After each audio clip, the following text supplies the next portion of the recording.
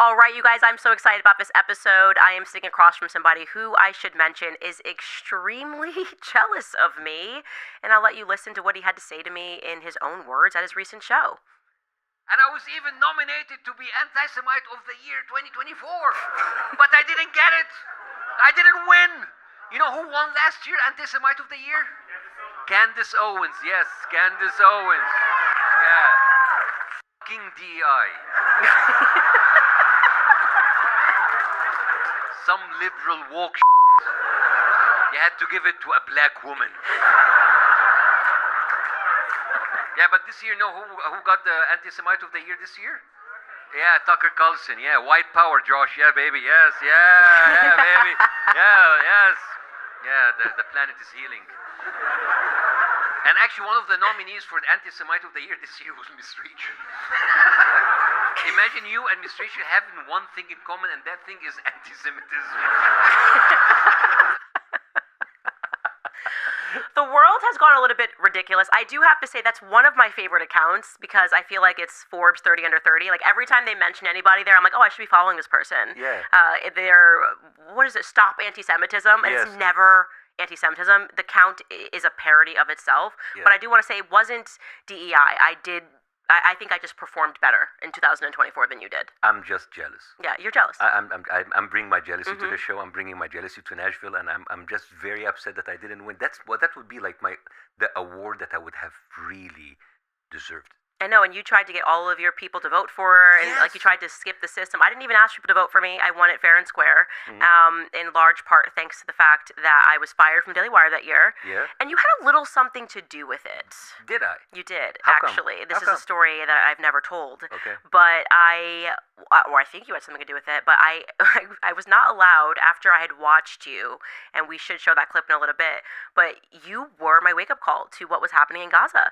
So I watched you, the clip went crazy viral. You were with Piers Morgan, and this is why comedians are the best, because you were not fighting, you were agreeing with him. It was like dark humor, and you held up a chart and asked what the going exchange rate was for Palestinians. Yeah. You were like, I agree with Ben Shapiro. No, I agree. No, obviously we gotta kill these sons of BITCHs, and here's what we did this year, and this is how many of them had to die. And seeing that chart and going, wait a second, what is going on? Why are this many Palestinians dying? Woke me up to the fact that there was a huge part of the conversation I wasn't aware of. And so I went to my producer at the time and I said, we should get this guy on. He's going viral. I don't know who he is, but I really would like to just hear the other side.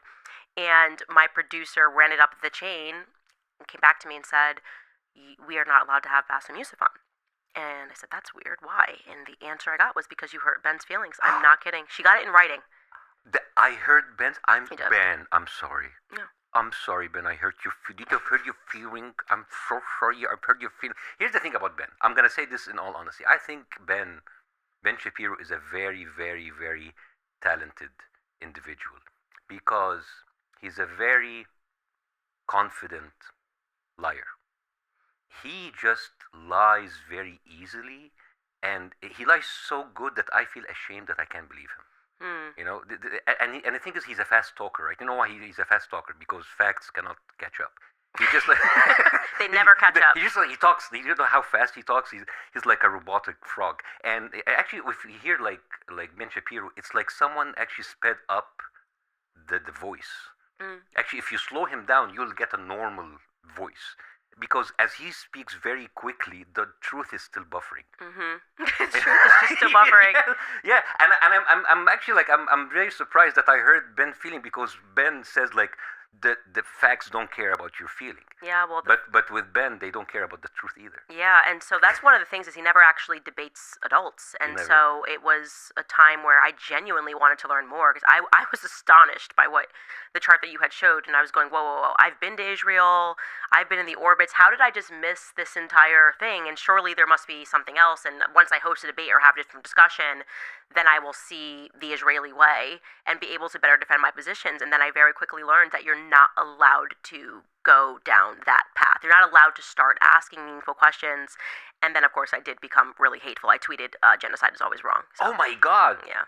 You just- How could you? I don't know. Just I just- Genocide is always wrong. Every single word of this is I know. I was. Is ground to fire. But here's the thing: I have three different stories about Ben Shapiro to show how talented he is about changing the facts in real time.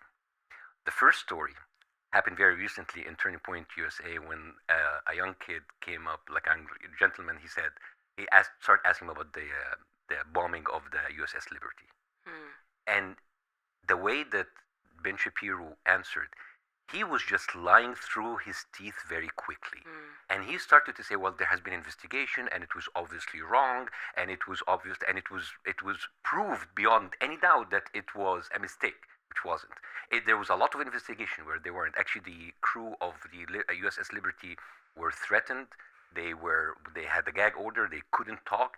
And the beauty about this is that for 15 years, Israel fought this tooth and nail, and they finally paid compensation. You know how much did they pay? $6 million for damages in the USS Liberties, and $6 million for the victims of the USS Liberty. This is the value of USS soldiers that were killed in that. And you can see him as he was debating the kid, that he was just making things up. It was already proven. It was already behind the bridge. It's the past. That's the first one. The second time, he was on the morning show with Charlemagne the God, and Charlemagne asked him, "Did Israel commit genocide?" And he started going through this Jordan Peterson word salad style, just speaking very quickly, having like big talking. This is not a genocide because they intend. And then you can see Charlemagne looking at him as like, that motherfucker is lying, but I cannot say how. He's looking at just like, this guy is lying to me, but he cannot pinpoint it. The next day, Mehdi Hassan came on the show, and he went through details why is Israel committing genocide. But if you're there and he's speaking too fast, you don't know what he's saying, so you cannot respond. And the third story is my favorite, because this was a premeditated, manipulative lie. He talks a lot about how Hamas uses the aid from the European Union to create weapons, right? That's his whole thing. And then he brought in a video with Hamas and the Palestinian authorities in Gaza digging out water pipes, and say, you see, these are the water pipes that are put in by the EU, and this is Hamas extracting them and making weapons from them. The beauty about this clip, that this clip had an Arabic narration. It has Hamas officials talking over it, and they said that they discovered water pipes inside, like being dug from inside Israel to steal their water. So when they discovered it, they dug it out and they used it as weapons against Israel. So he took like a video, knowing exactly what their narration is, and he changed it. And actually, a shout out to Wali Rashid. You actually brought a video from him in your show before about the little malls, the little Israeli nodes in the malls, if you remember. Yeah, like little spy nodes in the U.S. malls. That's right. So this is like three examples how this guy lies intentionally. He lies with purpose. He knows exactly what he's saying, whether it was like if he's put on the spot, or he's asked a question that he has to make up, or he's making up a complete fake fact out of thin air. Yeah, and I mean, I don't really. I always start by saying I'm going to get in trouble, but I don't really care. Because I think humanity just needs to be over all of this. Like the fear of telling the truth is something that is so scary to consider, that so many human beings are allowing terrible things to happen, because there's this like quiet fear that you'll be penalized for speaking the truth. And that's what I gave up in 2025. 2026 cans, I'm not keeping anybody's secrets. But to your point about the USS Liberty, just to show you how far this goes in terms of protecting the secret, Phil Turney sent me a letter, and one of the survivors of the USS Liberty. When I tell you, it was the most meaningful sit down I've ever had in my life. And rarely will I say that like everyone looked like they were going to cry here when he went through and what he lived through. And you listen to him, you just know he's telling the truth. You don't even need to hear anything else. The emotionality still lives in him. And since from time he was 20 and now he's 76, that he just wants the story to be told about what happened to his mates on that boat. And I did this episode with him, met him, looked him in the eye, cried with him. He gave me his Purple Heart. And then I got sued by the Daily Wire. This is after I left Daily Wire. Because during his sit-down, he brought up two names. During our sit-down, obviously, I have no idea what this man was going to say. It was not in his letter that he sent me. But he looked at the camera and he said, and I'd like to call out the people that are saying that this was a hoax. and he said Charlie Kirk said something, and I was always very close to Charlie's dear friend of mine, and he was like, and Ben Shapiro said something, and they sued me. Wow. They sued me for allowing a survivor to tell his story, and they were making it a psychic argument that I put him up to it. Like I could ever be so disgusting as to manipulate a man to say something so that I could, like, I mean, it was, and then I had to actually call Phil after this and say, I'm going to court. And I know this is, I would never want to ask you, but like, would you be willing to testify that I didn't put you up to say something? But just to show you the extent, like to manufacture reality that we're willing to attack this guy twice. I mean, twice. Yeah. Calling this guy a liar twice, and it's just, I couldn't believe it. We were so far. I mean, I was being sued left and right for them for everything, but that I thought, I was just like, this was Jeremy Boring being at the helm of the Daily Mr. Wire. Boring. Yeah. Sent me that lawsuit on his birthday as a birthday to a present to very himself. boring and Yeah. predictable. But there's gonna be a lot of lawsuits for this episode. Hi. Yeah, and I gave it up last year. I said, this is crazy. This is how we got into this, to understand what's happening in Gaza, to see what Jared Kushner is doing there. This was a real estate deal, and they are what they're willing to do in America to make sure nobody remembers the Palestinians. You can already see getting laws passed, how we're going to retell history. I mean, they're saying it on stage. Yeah, like Mike Pompeo went on this thing and he said, like, the way that we're going to remember October 7th is not going to how we remember it today. It's very important that people remember this as Israel being the victim, because there was no victims in Gaza. And they already have, I have a friend of mine who went to the film festival, the Cannes Film Festival last year, that 1 year after October 7th. And they were already have pledged over $200 million to produce TV shows, movies, in order to retell October 7th from the Israeli point of view. And they are changing history in front of us right now. And I think this is not just about what happened or what happens in Palestine.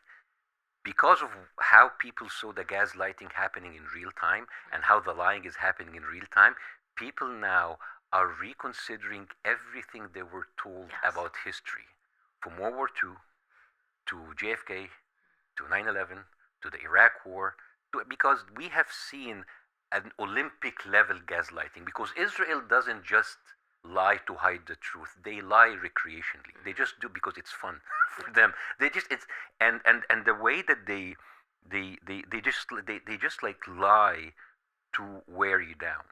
Because now you look at all of what is being told to us. Like, how can you believe a country that has a very lucrative history of false flags operation, right?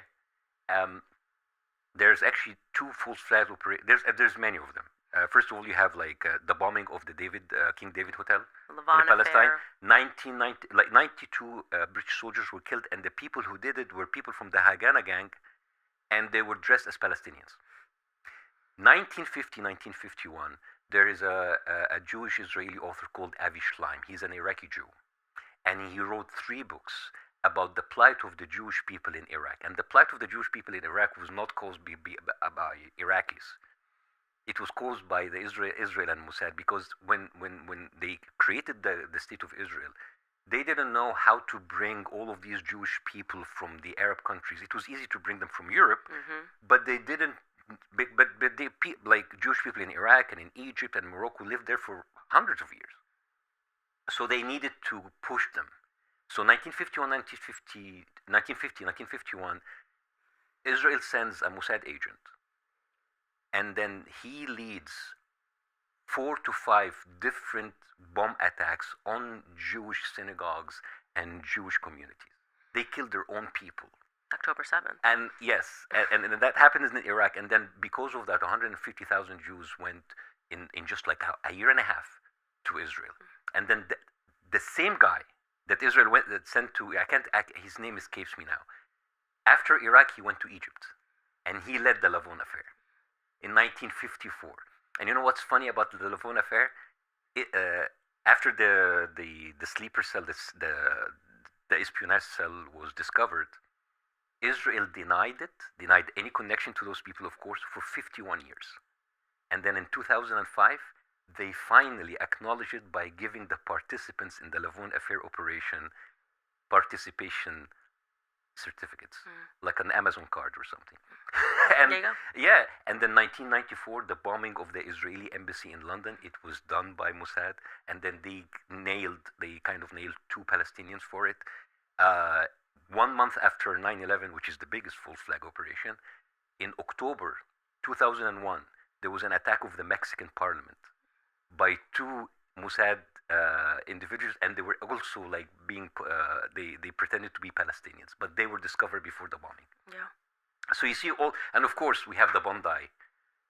The Bondi attack. I think I gave pictures to one of your producers, like Arsun Ostrovsky, who's like one of those trolls on Twitter. He happened to be on October 7th, a survivor October 7th, and then he posts his picture, a selfie, while he's on the floor, and he has blood all over him. Yeah, that's the picture. Okay, which is obviously looks fake. And then the best picture is the next picture when he's all bandaged. Can we get You see, like there's not a almost. single point, like drop of blood on the bandage, and there's no self-respecting medic that will actually leave a face like this drenched with blood. They will have to clean it first. This is how can you believe a country that lies 24/7 like this? How can we take anything that they say for face value? Yeah, it's scary. It is actually scary, and I will say that. And it's that's why I think for me to try to understand it, I had to figure out what is the guiding theology here, because this is obviously not Judaism. This is like, that will not kill you. You can't just violate that commandment and over again, and then keep insisting that this is about I'm a Jew, I'm a Jew. And the further that I went back into history and would see how there were little edits to books, and I've now done my book club, and I encourage people to understand the founding of Hollywood, because what you're talking about is a troupe of actors, performers. They were the carnies. They were gypsies. They will become whatever they have to become to amass power. And I have been like virtually pleading with the people who are Jewish and stand up against Zionism to learn this, because these people appear everywhere in different countries. They will learn languages. They will, we're Catholic today, we're this tomorrow, and it's basically what Hollywood is. If you think about it, it's one big psychological operation. All of the movies that they make sure they get into the classroom. They're brainwashing your children to believe that they're always victims, that nothing else ever happened. And then when you start to learn real history and you start to ask questions, and for me, learning more about the Bolshevik Revolution, and then going, hey, but where did all these Bolsheviks go? Bibi Milikovsky, now he wants you to think that he's just Jewish and there's nothing else to see here. No, this is, they will become whatever they have to become. They are, like, their brains are wired. It's a pathology. Their brains are wired to lie. Zionists. I've never seen anything like it. To not feel anything when you lie on people, when you smear them, people you knew, people you were friends with, people who, like Charlie Kirk. Okay, how quickly they can flip the switch and be guns out and want to ruin you. That is not normal. We cannot pretend that is normal. 100%. And I actually want to say something, like, on behalf of a lot of my Jewish friends, because they suffer from this too. A lot of my Jewish friends who see that their identity and their religion is being hijacked by a group of people who are very selfish, who just like use this as a victimization tool. It is like exactly if Muslims saw people from ISIS and Qaeda suddenly hijacking our culture, hijacking our religion, but now they have money and power to actually make this the mainstream. And a lot of my Jewish friends feel that they're silenced, they're sidelined. We have seen a lot of like Jewish artists, directors and actresses and actors, they go on and they speak up, and you see what happens. They're being called an anti-Semite the next day. One of my closest friend, Matt Lieb, he's a comedian, he's a stand-up comedian. He has like a whole show called Bad Hasbara, and he just talks about like the Hasbara techniques. He told me that at the age of 26, he was like a raging liberal Zionist, and he went on a birthright trip to Israel. And then the one thing that he flipped him, he said, like, we were like a bunch of 20 years old, and then we find that the main speaker in our event was Benjamin Netanyahu, accompanied by Miriam Edelson. It's like, wait a minute, this is too much effort. This is too much effort to get us in. And then he went back and he started to read more, and he's like completely now, he's an anti-Zionist Jew. And there's many of these people, and I feel so bad that they have to. It just they can't help it that not to take many of this on themselves.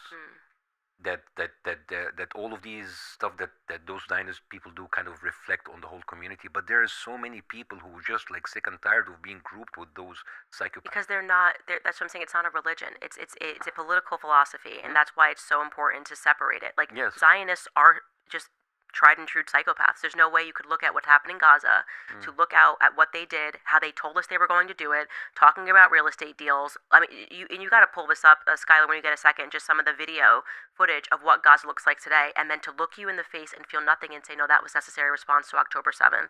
There's something wrong with you. And then when they can't train people to be inhumane alongside them, the viciousness with which they attack people for being human, that's why I say I can't wrap my head around it. I actually wonder what happened to these people when they were kids, because something inside of you has flipped. This is not, like, any person should have a humane response to seeing, here we go, some humane response to seeing what they've done. This is, and that's not even, that's like, That's before. this is basically when they got started. I mean, they have raised this city, and now there's nothing.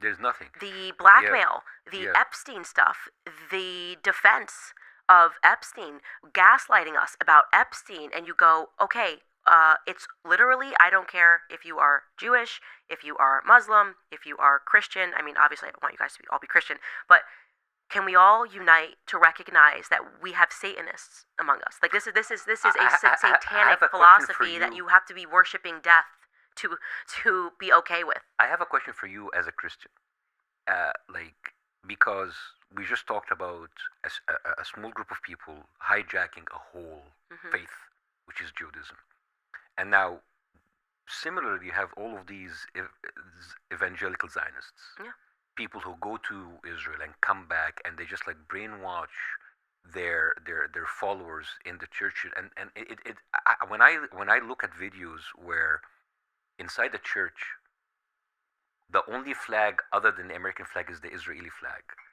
And then there is a viral video clip from a documentary called Till Kingdom Comes. And the pastors are talking to the little kids. They say, like, Jews are better than us. They are more special than us. They are not like us. I mean, you are a man of God, and now your mission is to tell your congregation that you are not special enough, that there's people from another religion that are more special than you, and just like you basically going in, giving away your life slaving to the church, only to have your kids listen to someone say, like, hey guys, you're nothing. You're nobody, and there's other people who are more worthy than you to be holy. I don't know how that works. It doesn't. I'm not evangelical, and I think for the first time, many people that are evangelical are waking up to that, and it's incredible to say that is in large part due to the Charlie Kirk assassination, and us looking into the story, looking into the pastors that he surrounded himself with, and then we kind of looked into what this Calvary Chapel Church was. It's a military operation. I mean, this is literally a CIA operation. People like Rob McCoy, who was one of the pastors that purported to be close to Charlie. He wasn't. Actually, Charlie couldn't stand him toward the end, so that's another big lie that Turning Point should come out and tell the truth about. But his father ran psychological operations for the Navy. This entire church, the Calvary Chapel Church, is a CIA story. Okay, a place for hippies to go. Who do you think created hippie culture? I mean, I give people the books to read. You gotta read Chaos. It's a must read. Understanding what they accomplished in the 60s. LOL to anybody who thinks that suddenly a bunch of people just wanted to smoke pot and, leave their families and go play guitars out in the West. I mean, the 60s, that entire decade was all about military experimenting with social engineering. And social engineering via things like the Manson murders, social engineering via establishing churches, everybody's welcome here.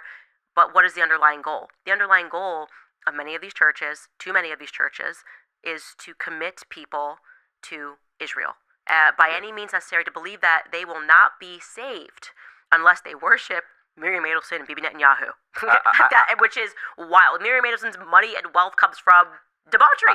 Debauchery. I mean, what are we talking about? They built Las Vegas. And OnlyFans. Godly. I went through a rabbit hole watching a lot of these pastors talking to their congregation, and it shocked me how they talk down to their own Christian congregation and tell them how special Jewish people are. And it's okay that they spit on Christians. It's okay that Israel, you cannot build a single church inside Israel. Because we know God told us all of that. God has told us that Israel will be so entrenched in sin, and it's a sign of the times, and it is our role to be next to them until God bring them back to the right path. And until that happens, it's okay to kill all of these people. It's okay to give all of your money to that entity, and if you don't bless Israel, you're going to be cursed. It is just like the mental gymnastics they use in order to bring their own people, their own Christian followers down in order to be loyal, not to God, not to Christ, but to a political entity. Right. No, it is upside down land, but I think it's being fixed and it's being corrected. And like I said, it's in large part due to people learning the pressure that Charlie was under. And this was a person who was evangelical. He was a Zionist. He truly, and I know that you have an opinion about Charlie and the stuff that he was doing, but I can tell you that Charlie was genuine. In the same way that I always say to people, I obviously regret that I worked inside of Zionist organizations. I regret my ignorance. I shouldn't say I regret that I worked there, because I actually believe that God put me there for a reason, because I had to see it from the inside, and I can give people now clarity on how these things work. But I regret that I was ignorant about what was happening in Gaza. And I think people should know that Charlie, me, we were genuine in our support for Israel because we genuinely believed we were being told the truth by our friends. Yes, and that's the reality. I have a couple of issues with Charlie. I mean, God rest his souls, and I hope that justice will be served to all of the people who've actually killed him. I do agree that he was kind of starting to wake up towards the end, because he started asking the question, especially on the PBD podcast. He said something that I said in the first appearance with Piers Morgan. I said, like, Israel is the size of New Jersey, and why would it take you 6 hours for a response where you can get there in a helicopter by 20 minutes? Yeah. And that's like a very simple question. But if you ask that, that's your anti-Semite. But and he asked other questions about the stand-down orders. He started talking about like the aid. He was coming from an America first point of view, which I respect. But my issues with Charlie were a couple of things. First of all, I think you already saw the video when I said he kind of falsely claimed that if you're a Jew going to like an Arab neighborhood in Jerusalem, you're going to be stabbed. And now I understand that this is what was told to you. Oh, they take you on a tour. And they brainwash you. Yeah. But the other two things that I again, he's now between the hands of his creator. But when he said close to his death, well, Muslims, they throw gay people out of high buildings. Now there's no high buildings in Gaza anymore for like stupid Muslims, and that hurt a lot of Muslims seeing that clip. That was I didn't see this clip. Yeah, it's a very, very, very terrible, because it's like, yeah, like, like you have no buildings now to throw gay people out from above it, stupid Muslims. And then the day before he died, he tweeted saying that Islam is the sword the left is using to slit America's throat. So he wasn't liking us more, and I understand that, because maybe he will be on his own path if he was given the time. Charlie didn't run his Twitter feed. Andrew Colbert did. So I just want to say that. Okay. He gave that up. But that is interesting. I don't remember him tweeting that, but he did think that the threat of Islam, he totally believed that. And he spoke about that several times. And so his... But you, at a certain point, you also had very negative ideas about Islam. I remember you saying that... It's a part of the package. Yeah. So it's like when you go, like I was saying, on this tour to Israel, it's so weird to revisit it, because I don't think I'm an idiot, but apparently I was just accepting everything that people that I thought were my friends and were Zionists were telling me, because they're very good at playing the part like they are your friends, and they want you to be good, and they want you to avoid the traps, like they're guiding you, and you're new to politics, and let me try to look very quickly so you understand what's happening. And here we are just trying to open an embassy. That's what me and Charlie were there for.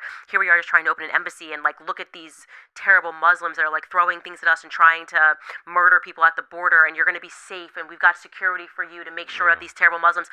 So it's literally a psychological operation, and I want people to know that you have to separate the people that genuinely believe what they're saying versus people who are quite literally being given money and are defending psychopaths when it's very obvious. And I think October 7th, fast forwarding to where we are right now, with all of the information that's now out there, now that this argument, this debate has kind of arrived on the shores of America, meaning people are getting fired, excommunicated, being smeared, people that the information is accessible. And Charlie was changing. That's the reality. He just was. And they tried to bury this. And he said no. Here's an interesting fact. When BB went on a little mini tour and went on everyone's shows sometime in August, Charlie didn't let him on a show. Charlie said no to BB Netanyahu. When BB wanted to take Turning Point to the next level, Charlie said no. Okay, to BB Netanyahu, who is a gangster, you don't get to tell BB Netanyahu no. We all know this. And so I just want people to know the truth, which is that, and obviously I released text messages, they've left me no choice but to abandon the pro-Israel cause. Now, does that mean that he would have been like not eating up everything going on in Minnesota and still would have been working through things? Sure, of course he would have. Yeah, he was looking at things through a certain lens, a very right-wing, very Christian nationalist lens. I understand it. And again, he was young.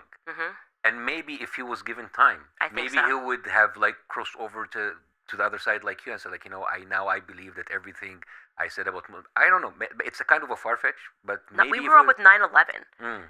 That was the ultimate psychological operation. They made us stand up every day in school at 9/11, so we would never forget. When they found the passport just like lying around. But we were kids, right? Think about how young I was. So they know how to make an impression when you're a child and you're scared. When you don't know anything and you're scared, it's the perfect time to make an impression. Well, we'll take care of you. We're going to make sure those evil Muslims don't come in the country. All you have to do is take off your shoes and your belts at the airport, and no more evil Muslims will get you. And you're like, okay, what do I have to do to comply with that? That's a psychological operation, and that's why when we even revealed yesterday, part of these Erica calls 5 days after her husband died, and she's appealing to Turning Point USA, the employees of like, it's okay, I'm going to protect you. She uses this exact same strategy. I'm going to protect you. Your jobs are safe. We're a family now. After a trauma, it's trauma bonding. There's a trauma, and you don't know what's happening, but I'm here to keep you safe. Now work your ass off and bring me some money. Charlie's with us in the office. In the office. Don't go home. She literally says he wouldn't want you at home sitting on your couch. He's watching you as you are alone with your sock in your bed. He's dancing. He's dancing in heaven when you are in the office. Oh my God! I can't believe the choice of words. This is like emotional blackmailing on steroids. What do you think? What do you think about Erica Kirk? Erica Kirk? Oh. What do you think about Erica Kirk? Would I get sued? Throw it in the pile. Of course you will. I don't want to say anything that's controversial. She did it, but I don't want. She was on it. I don't want to get into. I don't want to get into. She's part of it. I can't wait till that gets clipped. She's a plant. But I will never say anything negative about. What do you think? I mean, just on the outside of this, looking in as someone who was not a fan of Charlie Kirk, I'll tell you what I think. I actually appreciate hearing that perspective more because I see my own biases going into it. I wish I would have Erica Kirk's grieving power. She grieves like no other. Yeah. I wish I would have had that kind of composure, grieving the people that I love like that, because she gives hope to every one of us that it doesn't really matter. And you know what's funny is they are using the same, going back to the psychological operations where they're telling us to like suspend rationality and this is supernatural and this is because like God is with her and even when she said to Jesse Waters that she didn't even need to take a sleeping pill, she didn't need to have a glass of wine, that she said she slept fine and accepted that this is what God wanted so instantly.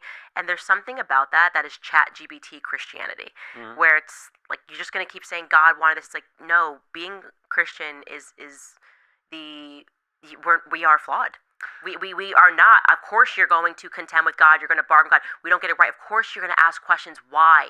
Why did this have to happen? We're not perfect. We are not Jesus Christ. What is bothering me even more than Erica Kirk is that, Erica is playing a part, but there's people who are supposed to serve the American people, like the director of the FBI, Mr. Kash Patel, who, even before he got into office, he said, America needs to wake up and prioritize Israel, which is a very weird thing to say.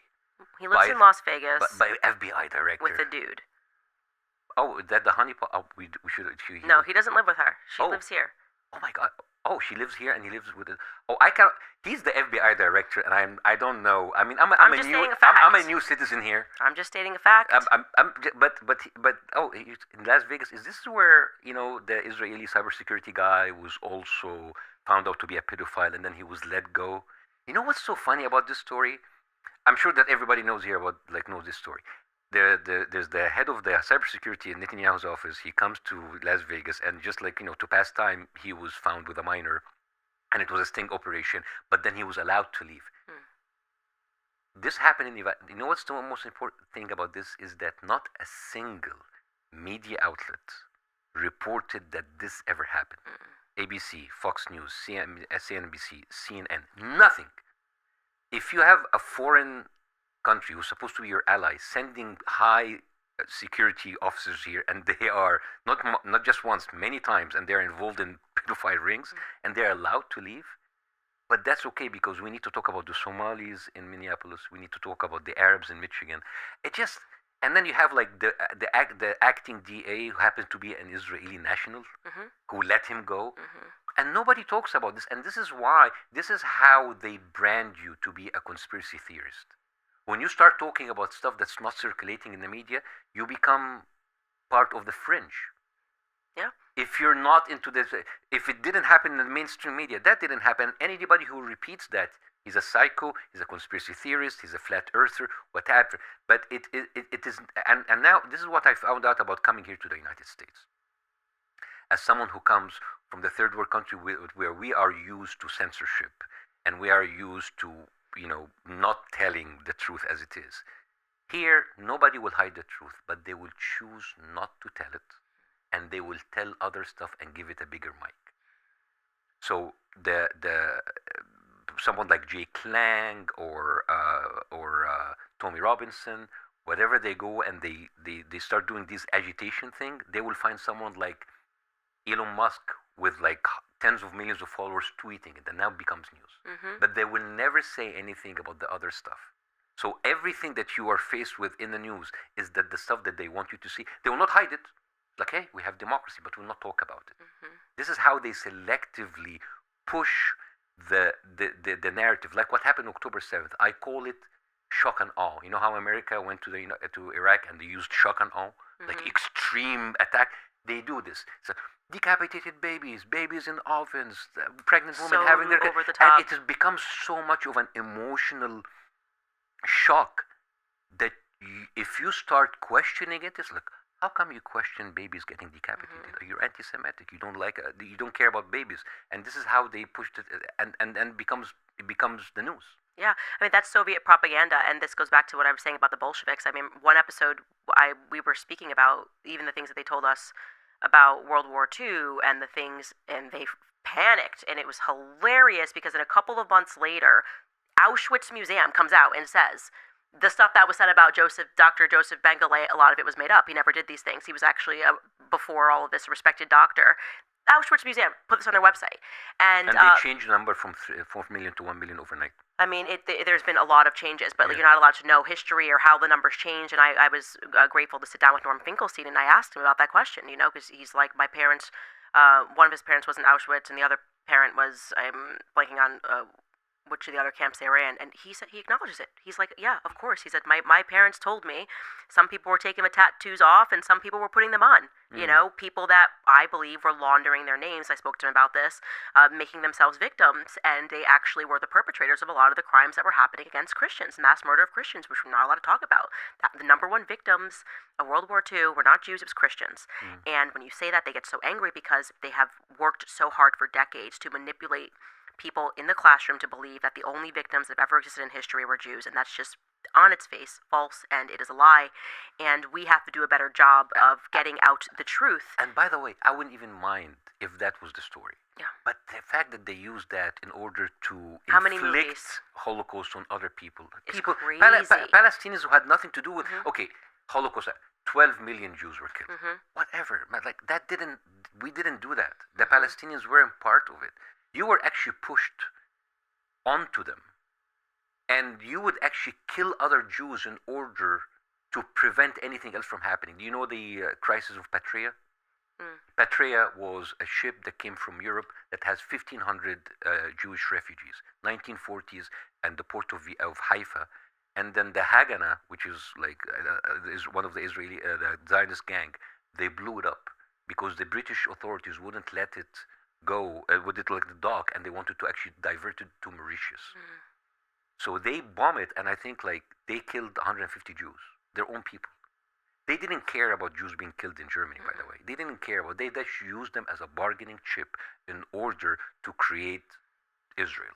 So it's not really about being Jewish killed. They don't care. They don't really care. Well, it's because the same, they're not, the same the way like people we're ISIS or fighting are not Qaeda. They don't Jews. care about Muslims dying. These are Satanists. We're not fighting Jews, and I always make that point of going backward and looking at the actual guiding theology. I'm going to take a quick break and throw it to sponsors, but then I want to show them the clip of you on Piers Morgan, because I just think it was one of the best clips ever. Oh, thank you. All right, you guys, there's obviously a war on truth right now. You feel it, I feel it, and the biggest weapon that they have is the algorithm. Rewriting history and redefining morality to fit a broken secular agenda that has completely erased God from the conversation. That's why I use Magisterium AI, because this isn't just about the past, it's also about how to live right now. I'm talking about the toughest questions that you face, questions about suffering, marriage, and purpose in life.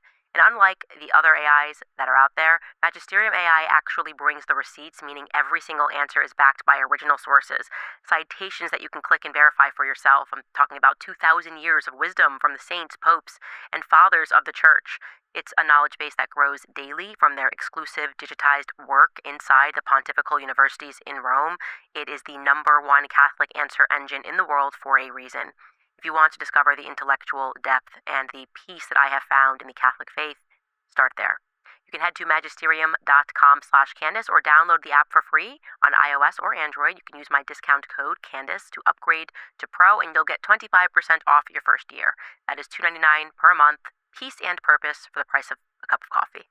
It's a no-brainer. Visit magisterium.com/Candice. Also remind you guys about American financing, because between groceries, travel, and higher prices, it is easy to feel overwhelmed, especially if you are already relying on credit cards to cover the basics. If that debt is piling up, you should know that you are not alone. If you are a homeowner, you might have considered reaching out to American Financing, but maybe hesitated because you didn't want to give up your low mortgage rate. Well, that's why American Financing created the Smart Equity Loan, which is a simple, smart way to get your finances back on track without giving up your low mortgage rate. Unlike a HELOC, which can fluctuate with the market, the Smart Equity Loan offers a fixed rate, so you'll have one predictable monthly payment. It lets you use your home's equity to pay off high-interest debt, free up your cash flow, and still keep your existing mortgage intact. There are no upfront fees. To find out if you qualify, call 800-795-1210. That's 800-795-1210. Or visit AmericanFinancing.net/Owens. That's AmericanFinancing.net/Owens. All right, guys, I want to show you this clip. It's just incredible. We've kind of spliced it together here, but this is Bاسم on Piers Morgan, the clip where he just uses humor. That's why we need the comedians, because they're brilliant and they have a way of delivering a point in a way that is not controversial, and it makes you go, what is wrong with us as a society? It's dark humor, and they are the best at it. Take a look at this. The question is, what is a proportionate response? Because it has been different from one tier to another. So if you look to this graph, for example, this is the death of Israeli and Palestinians, and it's changing from one year to year. It's like fluctuating like crypto. So my question is today, what is the going rate today for human lives? I mean, 2014 was a great year for Ben Shapiro. 88 Israelis were died, and there was 2,329 Palestinians killed on the other side. That is one Israeli for 27 Palestinians. That is a very good exchange rate. What I'm saying is, what is the exchange rate for today? You guys will be happy. Hamas has absolutely no control in the West Bank, and since the beginning of this year, only through August, 37 Palestinian kids were killed. No music festival, no paragliding, no Hamas. Since the occupation of the West Bank, 7,000 Palestinians were killed. No music festival, no paragliding, no Hamas. This is the problem. Israel always victimizes itself, and I have never seen a victim putting their oppressor under siege and bombing them 24/7. Israel wants you to believe that they are the victim. Dealing with Israel is so difficult. It's like being in a relationship with a narcissistic psychopath. He you up, and then he makes you think it's your fault. I have two questions. The question is, how can you justify the killing in the West Bank where Hamas does not exist? And if the disproportionate response during over all of these years have actually worked, what will be new this time that did not happen before? I just want to. That was my question. I mean, it's brilliant. I mean, just looking at it and going, wait a second, there's no Hamas there. Why are we just killing Palestinians for fun? And it was just brilliant. It genuinely was. It was brilliant. Well, they're continuing. Like the Gaza war never ended. The ceasefire never happened. They killed more children since the ceasefire, more than Israeli kids were killed since 1948. Wow. Can you imagine? That's incredible. In 3 weeks, they killed more children from the Palestinian side, more than Israeli kids were killed all through 75 years. Do you know what I always say to people, and it astonishes me that they can't think through this. If you think just because it's happening over there, like you're going to agree with these people, you're going to back these people up, you're going to maybe take a check, $7,000, maybe it's $100,000 to attack people that are standing up and saying this is wrong, but you can't be so dense as to think that they won't kill you too. That's what's mind-boggling. It's like you realize when they want America, they'll kill your kids too. Isn't that happening also? Yeah. I mean, isn't like ICE has been trained by the IDF? Isn't that the same tactics that's used by ICE and used by many of the police departments? They get trained. They're actually one of the ICE offices that when they did like locations, like kind of, they found that the location of one of their field offices is in Tel Aviv. Yeah. Why do we have ICE offices? I think it was Department of Homeland Security. That's kind of a couple of months ago. The ICE is just like a recent 2 days ago. Mm-hmm. So why are all of these American security entities are playing out from Tel Aviv? But the question is stupid because you have all of these billionaires, Peter Thiel, Alex Karp, Larry Ellison. They just like they have a weird affair with Israel. They openly donate to the IDF. They openly have their headquarters in Israel. They pump huge amount of money. They use their technology in order to kill more Palestinians, and they use Palestinians as rat labs in order to test these AI advanced horrible lethal weapons. It's terrible. And now America is using it. America now is invading the world. And I have to tell you, as an immigrant, as a new immigrant in this country, I'm enjoying it. Wow. I'm for the first time, I'm on the side where history is happening to somewhere else. It is amazing. Right. I'm telling you, I'm kind of getting used to this feeling of being in a country that can do whatever the hell it wants with no consequences. It's a great feeling. It's amazing. I mean, I have this kind of, I don't know. It seems that people from the third world who came to country, their childhood trauma is now our country's foreign policy. Sadly, and I just don't think people understand. You can't go halfway with a psychopath. And they don't feel anything. They kill people. If they kill a child, and then you defend that, why do you think your kids are safe? I just don't understand the common sense of that. I'm telling you, it is such a difference to live in a country like America that can invade half of the world and still host the Olympics. I know. They can go and invade your country, and then the next day it's like, I'm going to host the FIFA World Cup, and I'm going to deny your people the entry visa. That is like one huge boss level kind of control. Yeah. And now I'm actually happy that that's happening to Denmark, and then we're going to get Greenland. Because now I know it's not about brown people. Yeah, I don't even know what we're doing anymore. And I'm like, I got behind Trump. We're supposed to do no new wars, and then it's like Bibi's like, here's what you're gonna do. Here's what you're gonna do. Yeah. Obviously, look, he took Miriam Adelson's money, and so I don't even pay attention to it anymore. I'm just happy because now I know that America doesn't see color; it sees opportunity. It doesn't hate like Muslim people. It just hate underutilized land. Well, what do you? I mean, clearly. Do you think like America is now like the but word? It's not even America. America is like the HOA of the world. It's like we see that you cannot use it. It's not true. I promise you, it is not America. We might have been brainwashed, but this is very clearly like an Israeli empire, and LBJ murdered JFK, got his boys in there, and took over our military, and everything else is just noise and Hollywood and manipulation. And now it's cracking, and now people are looking up and going, "Wait, why are we being so controlled? Why are our kids being led to believe that they have to support Zionism? Why am I not allowed to make a decision about whether I think this or think that?" The fake algorithm, pretending that people are popular when they're not. And so the mass awakening has them a bit panicked. They're making a lot of mistakes right now. Case in point, going after Miss Rachel seems like an unbelievable mistake. But I do think the biggest threat to their empire is the awareness. And that's why they're like sloppy. Like, we're just going to buy TikTok. I don't think the money is the real power. The illusion, the trick was actually the illusion. We all believed they were the victims. We watched the movies. We were in the classroom. We bought into the 9/11 rhetoric. The danger for them is when all of a sudden it go 330 million people, if that's how many are in America now, wake up and go, wait a second, I actually think what you're doing is pretty horrific. What's their next move? I'll tell you, American citizens now are waking up to the fact how easy it is to go from a first world country citizen to a third world country citizen. Because here's the difference. People in the developed world, in Africa and Asia and Latin America, we all know. We know the people in power, they're corrupt. All the people in power, they are terrible. They have all kinds of bad things happening, but we cannot speak up because it's too dangerous. So we shut up, but everybody knows. In America, everybody knows and everybody can talk. You can talk, but we dare you to change anything. So you vote, you talk, you protest, you go online. Nobody will put you in jail. You feel like you participated, but the end result is nothing changes. They look at you and say, yes, we like the Epstein files. Yeah, there's victim. Nothing will happen. You have evidence. You have evidence about Epstein. Every single TV show, every single comedy show is making fun of it, but nothing's really moving forward. You see the difference? Yeah, I'm giving you this margin of liberty, but do you think you can do anything with the liberty? What if Trump tomorrow decides he's going to run for a third term? What will happen? What, a federal judge will just like put some... What will happen?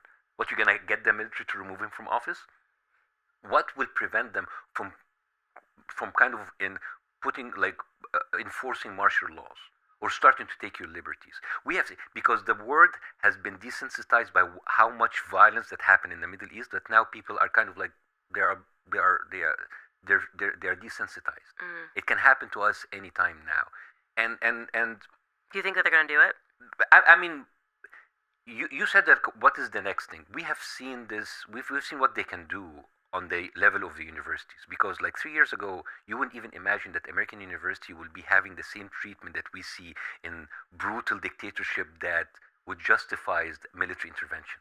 We have seen people losing their jobs, losing their careers, being beaten, being arrested, being shot, having NYPDs and LAPDs having Israeli special operations officers on site with them. What would prevent them from doing that outside of the university campus? You see, it is the same thing happening, but you're moving very slowly there, because the moment that they lose control, when there's no more TikToks to buy, there's no more HBOs or CNN to buy, there's no more ways to put in them, you will find that system becoming more and more brutal. You think so? So I would say they do seem to be becoming more brutal, but they're also becoming brutally stupid. Meaning that, okay, so the goal with having people go in there and, oh, we're going to drag you out, you're going to get out of the country because you said something against Israel, has just made my generation go, okay, we're not going to send our kids there. But the power wasn't us sending our kids there and then brainwashing our kids. Like, you actually need the kids there to believe in the illusion. So as soon as you start letting us know that there's actually no freedom and that these are actually little indoctrination centers that are being run by Israel, and we're now speaking to our kids coming up about what Israel is, you are fighting to lose the control that you have. Same thing with speech, right? As soon as Larry Ellison and all of them are out there like, we need to buy TikTok, do you think that made TikTokers pro-Israel or anti-Israel? Like, does it actually work long-term to say, well, we've got the power, okay, it's power versus the people. Do you think power wins, or are the people going to win? No, but that's why I say you're going to be on the trajectory where it's going to be becoming more brutal, more stupid, until they completely lose control. I don't know how many years, but we're heading to that direction. Because here's the difference between third world countries and the Western countries. Because I was told this when I was growing. It's like, oh my God, you're in the Middle East. You have all of these red lines. You cannot cross the red lines. And I come to here, the United States, like, it's true. You don't have any red lines, but you have two blue lines. You cannot cross these two blue lines. That's your only lines. So you can talk about the president, you can make fun of the president, about the Democrats, about the government, about the judge. Nothing is off limit. But when you cross these two blue lines with a little bit of star in the middle, this is where we get you. And now you know who has the power. So I think the more and more people are waking up, the more brutal that we're going to become, the more outspoken, more stupid, more blunt, in your face they're going to become. And then at a certain point, people will either give up, disenfranchise, or just people go underground, and you will see a violent counterattack coming from the people. I actually think you're right. I think you're absolutely right, because thinking about that, if they came out and they were like, oh, we're going to run Trump for a third term, or if they just came out and were like, you know what, you guys have no power, we're going to install Bibi Netanyahu as president of the United States, what would we actually do? Yeah, nothing. Yeah. Nothing. Because people took for granted, oh, the president's going to be there for a couple of terms and he's going to leave. What happens if he doesn't?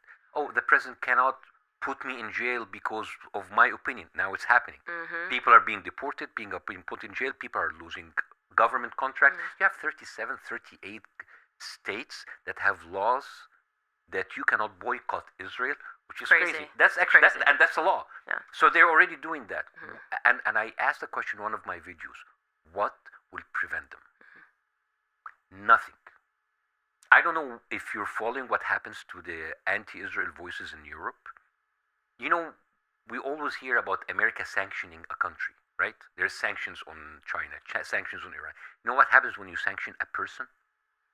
When you sanction a person, and they did that from a couple of the judges in the ICC, they sanctioned the judge. He's Dutch. This guy cannot have access to his bank account. Cannot have anything. Like, he cannot have money. He cannot buy a ticket. He cannot pay his own bills. He's just like a ghost.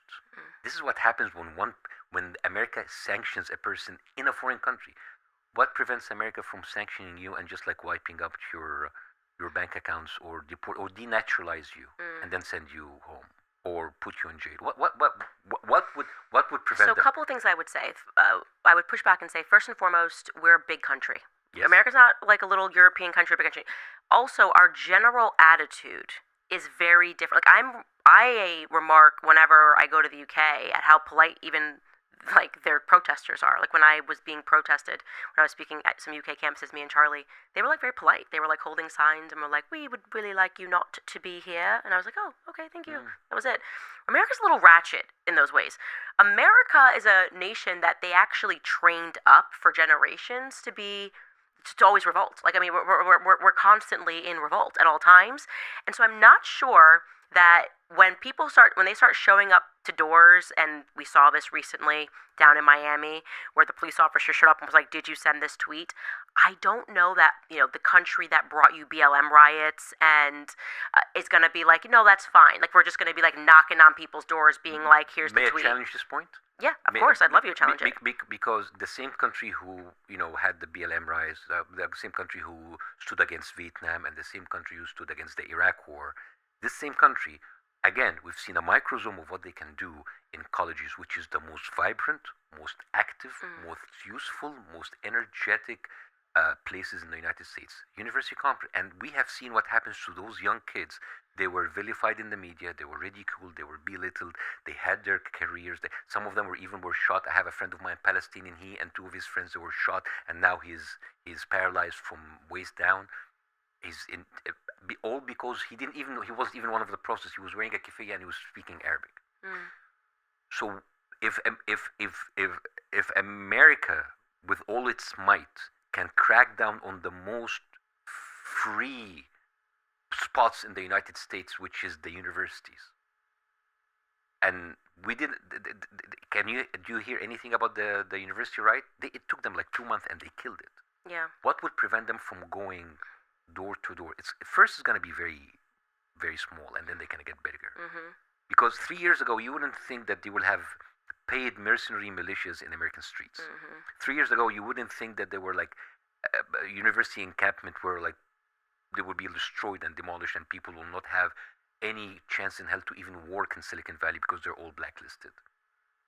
So what I'm saying is, we've been saying this for the past 8 years since Trump got to office in 2016. It will never happen. We'll never go that far. But it's happening. I'm not saying that it would never go this far. It has gone very far. I'm banned from Australia. I mean, I have seen what they're willing to do. Their whole thing is to bankrupt you too. The lawfare. You have the same danger as horses going into Australia. Oh my God! I know, it's crazy. It's completely crazy. They know that they ban horses from their Olympics. Yeah, they have to play the horse. It's incredible. I'm banned from an entire country over standing up for Palestinians, children, innocent Palestinian life, because we have to believe that Palestinians are animals or they'll ruin your life. I just think that it has worked in the opposite regard, and I think even military men, right? So you're right. It relies on the military being willing to execute the orders. Well, I'm having a conversation with these guys in the military, and now they're waking up to what sits at the top of the military, because the corruption's always at the top. These men are amazing people that sign up. Then we're starting to go backwards. We're looking at the fact that, after LBJ, you put in some satanic people to run psychological operations. Those people, of course, will go door to door and kill people. Yeah. There's a lot of Americans, But there's also a lot of third world countries in general that will not participate. And you know what the leader does? He will replace them, and he will put people in their place who would do what he wants. There's a lot of Americans. And there's a lot of other Americans. I don't know. Maybe I'm too optimistic, but I see them losing right now because they're reacting like an animal backed into a corner. And I'm not saying it's not going to get worse first. Okay, here's the thing. You have 98% of Congress and the Senate. That's just a bunch of... Yeah, but those bunch of... They are the one who writing the laws. They are the one who write a law that says that they can take $28 billion or $30 billion from your tax money and give it to a different country. So those people, they're stealing. Yeah, they're stealing. But they are all bought by those lobbies. So what I'm saying is, if you buy enough people to control the government, you can buy enough people to turn the government to do something that the people here doesn't want. Because there's a huge separation now between the political and the media elite and the rest of the people. Thousands of people marching, but up there, the money is going somewhere else. And I'm just saying that it's not that far. I'm optimistic. I know it sounds crazy. It probably doesn't sound crazy. I think in the end, God wins. I think they were clever. They've done a lot of stuff in the dark. They've kind of Which God will but win? the awareness, Which God will win? The God is going to win, and I do think part of it was the awareness. They needed the spell. Like, Bibi believed, we've got power, we've got politicians, we've got this, we've got we could take the guns, we can remove all this, we can traffic children, nobody blinks an eye, we got Epstein out, all of this stuff. But it did rely on the trick of the illusion. And I think they underestimated how much relied on the illusion, and that's why they're panicking about Gen Z, because that's the future. And there's a lot of people, and would they, if they could mass kill everybody in this country? Yeah, they would. I believe these people are psychopaths. Like I said, watching their reaction to the Palestinians and what they've done to people for saying the right thing, like Miss Rachel shows you that there's no life in these people. This is the synagogue of Satan. The people that stand up and say that's fine they're satanic. I genuinely wonder what happened to them when they were kids. Maybe we don't need. And I think they maybe were we don't need a brainwashed. revolution. Maybe we need an exorcist. We do actually. We do need an exorcism. I do believe that. I also think that it's sex based trauma.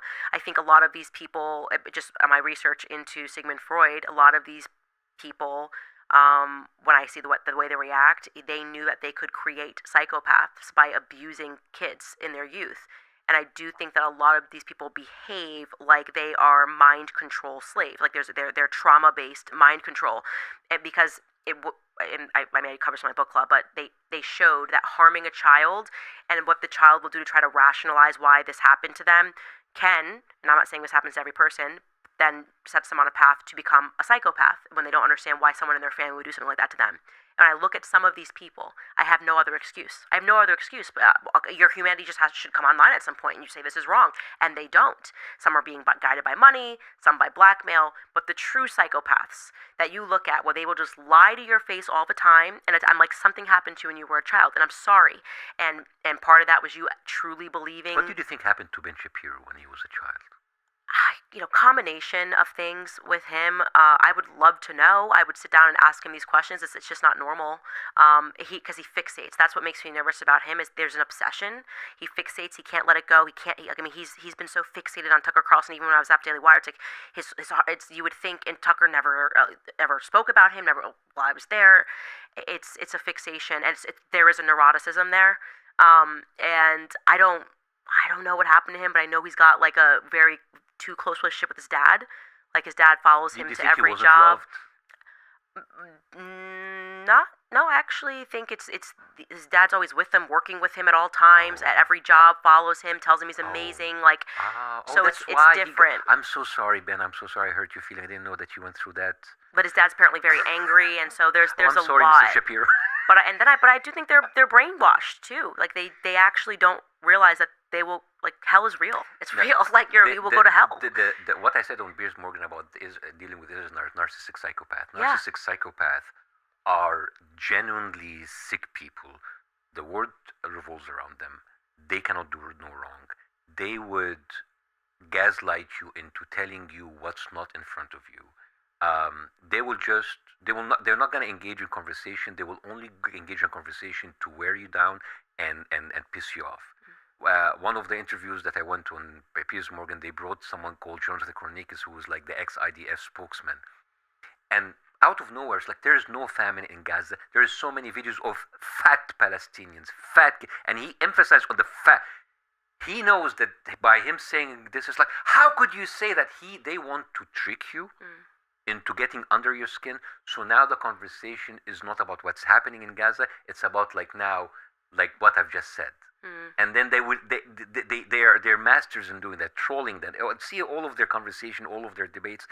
Their point, the whole thing is to them making you lose control and lose your temper.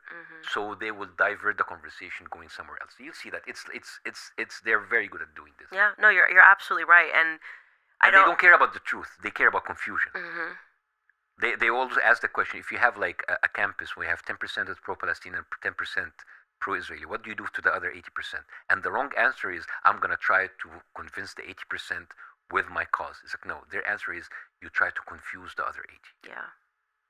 Just give whatever like mantras, whatever like sound bites, just like to throw at the situation to divert the conversation. This is what they do. Yeah, I agree with you. It's like master manipulation, and I came out of it, so I realize now. Welcome back. Yeah. This is kind of like rehab. Yeah, well, I wasn't. It's funny. I was never I wasn't out there speaking about the topic of Israel, but I did believe that where I was working were real media companies that were dedicated to free markets and capitalism, and that these were my allies in that sense, and defending free speech. And so there is something that's scary when you go, oh my gosh, how could I not have realized that I was actually, I'm just kind of being used so that they can pretend they're this thing, but actually the only thing that matters is this one thing, which is like Israel and serving Israel. So it's been a lot to process that, but I'm grateful I was blinded to it, because it gave me almost a superpower to come up through it. I now know how the tricks work. I know who these people are. I know who they're connected to. I know who they're communicating with. I know what publications they're speaking to. I can see the hand of, Marissa at PragerU, who I adored when I worked for her. I'm like, oh, this is a Marissa thing. And so I think God wanted me blinded for that time, and so now when I'm telling the story about Charlie, even it has so much more weight. I'm telling the public, no, this is what was going on. This is who put this person in this organization. This is who he was arguing with. So it kind of, in many ways, I had to go through all of it. Otherwise, I'm just like throwing opinions at the wall, and it represents an existential threat to these organizations to go, okay, no, but she came from the inside. She's not just... Exactly. That's why you and Charlie and all of the people who've starting to flip you are more dangerous like someone like me, because he's an Arab, he's a Muslim, he already he did 9/11.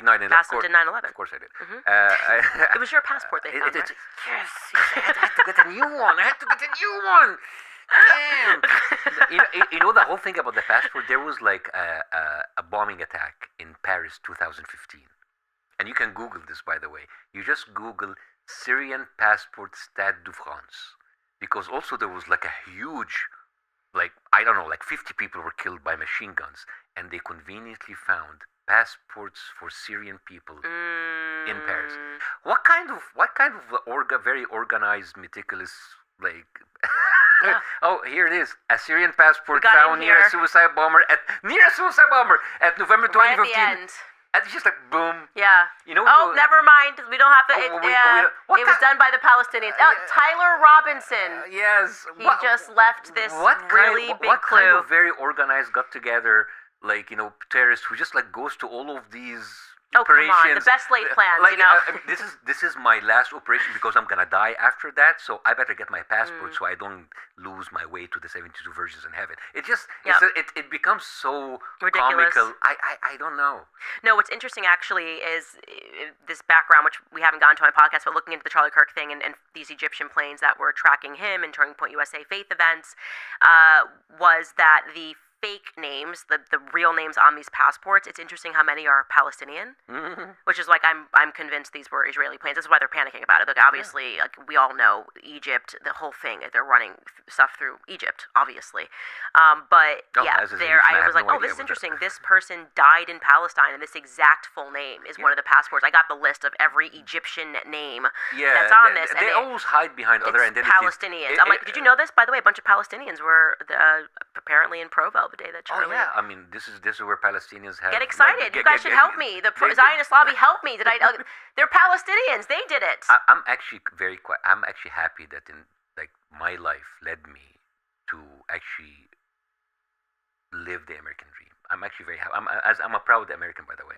I got my passport 6 years ago, and I'm happy that I've established my American dream to finally come here, live in America, work my ass off, pay my taxes to sponsor Israel. That is my dream, because this is how. And it's funny because in the third world country we used to that kind of control that happens after an invasion. Mm-hmm. We didn't even have to be invaded. No. It's more administrative. Like you don't need tanks or planes. All you need is a couple of fundraiser dinners. You have to shoot JFK. No, fundraiser dinners. You have to shoot JFK and then say money. One person did it, and then get all your boys into the military, and that's how America was taken over. Obviously. And then just get a bunch of homosexual men to go to D.C., catch them on the apps, Lindsey Graham, and then, I mean, whatever they've got on Lindsey Graham, he's like terrifyingly supportive of Israel. He's like, no matter what they want, we gotta bomb Iran right now. It's like his file terrifies me. That file, and Bibi just sits there like, and he just freaks out. He's like, I love you so much, blah, blah, blah. I'm like, whatever they have on Lindsey Graham, it's scary. By the way, how about we never got the answer to which congressman was sleeping with that young male intern or someone who's working in the office on the congressional floor. Do you remember this? Yeah. They wiped this away.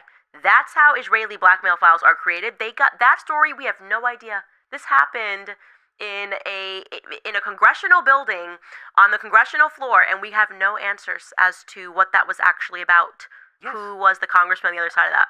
And it's funny, like how when everybody's talking about Epstein, I mean, like you cannot say like, oh, nobody's talking about Epstein. Everybody talks about Epstein, comedy shows, whatever, but they never talk about the very obvious connection with a foreign intelligence. You see, like open ABC, Epstein. NBC, Epstein, CNN, Epstein, Comedy Central, Epstein, but they never talk about the Israeli connection. Well, it's there, right? What do you mean? He was Hamas. Yeah, he was Hamas. That's when they'll start talking about it.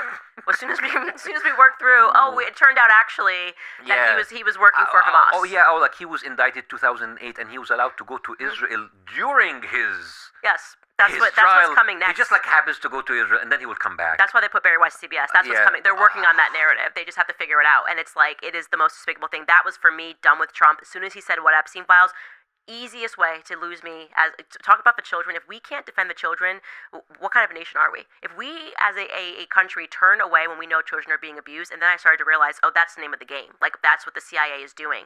They are trafficking human beings. This is what they are involved in, and we're all kind of waking up to that spell, and then they have us arguing with each other, left versus right. And that's why I'm like, are you team God or are you team Satan? And it's actually kind of shocking how many people are team Satan. I will say that.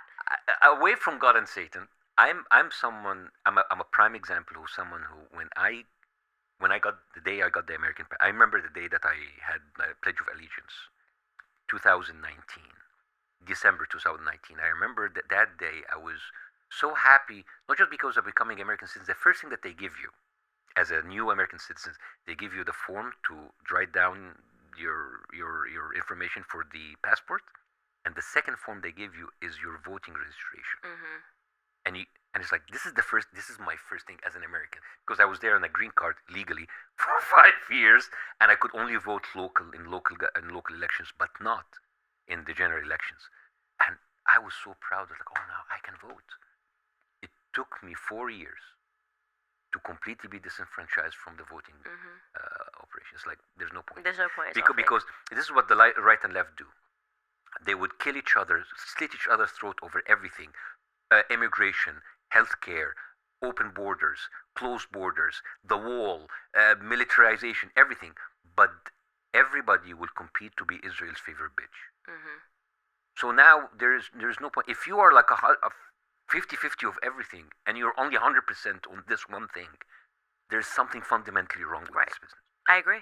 there's something fundamentally wrong with this. I guess you could say my red line was the Charlie Kirk assassination. Yeah. I'm like, if Charlie Kirk get killed in broad daylight and our states are colluding to cover it, there's only one state that would have that kind of power to make them collude to cover it. Yeah. Okay. Yeah. There's only one state in the world. Okay. Who's involved? All you have to know is Israel's involved because it's a cover-up. That's it. There's only one nation that would be involved.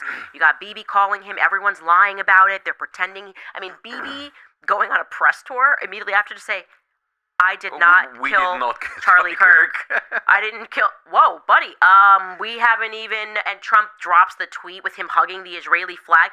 They were so obvious. It was like no one had a thought that you did anything until you started saying you didn't do it. And he loved us. We didn't kill him.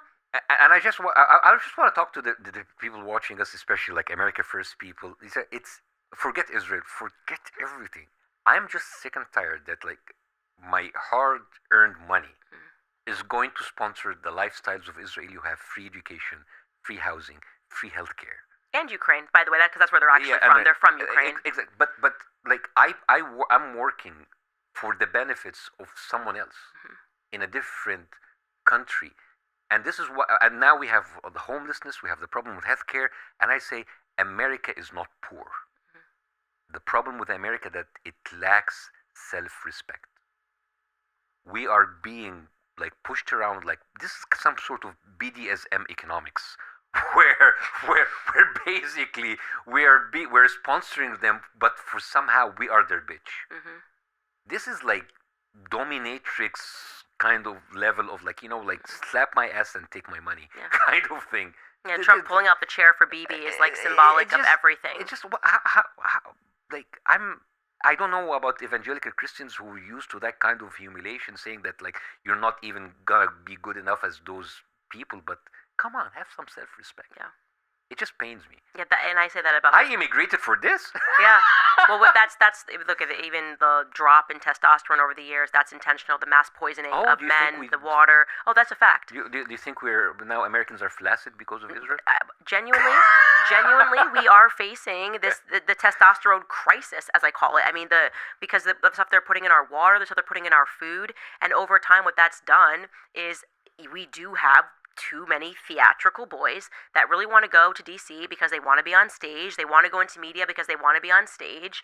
And this is mine. I know that you disagree with this because you're more on the left. I think that none of that stuff means anything. Yes. But this is my ultimate contention with the pushing of the LGBTQ narrative is I see the more nefarious thing. They do not want the kind of people that are going to stand up. They want everybody obsessed with objects and buying stuff and the men doing their makeup. It's about identity politics. It's not whether it's the LGBTQ, it's just the attack on manhood is significant. They want to attack. They want people just like having all of these fights between. But the masculinity is what they hate the most. True masculinity is what they True masculinity is what they hate the most. The kind of guy that's going to stay up and defend for his family. That's what I'm speaking about when I say we cannot have this.